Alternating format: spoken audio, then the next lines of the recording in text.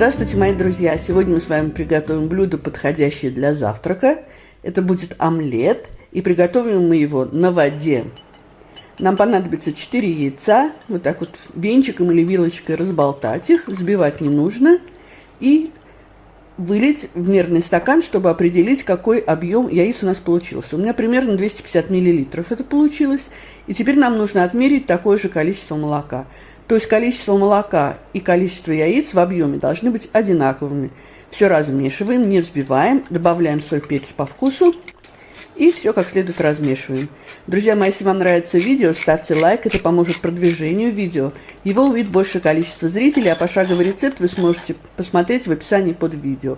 У меня стеклянная форма, диаметр ее дна 12 сантиметров, и дно и бока я смазала растительным маслом, туда мы выливаем нашу яичную смесь, ставим в глубокую сковородку или в кастрюльку, наливаем воду до середины формы холодную, накрываем крышкой, на большом огне доводим до кипения, после чего убавляем огонь и 20 минут под крышкой варим наш омлет.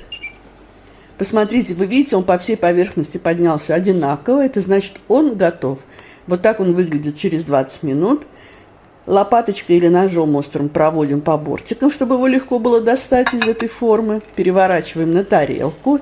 И посмотрите, какой у нас получился высокий омлет. Он у меня немножко остыл. И я хочу вам показать, как он выглядит в разрезе. Он совершенно не опал. Он такой же высокий, как будто мы его только что вытащили из формы.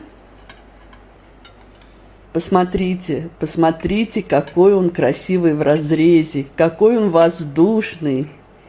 Ну что, пробуем.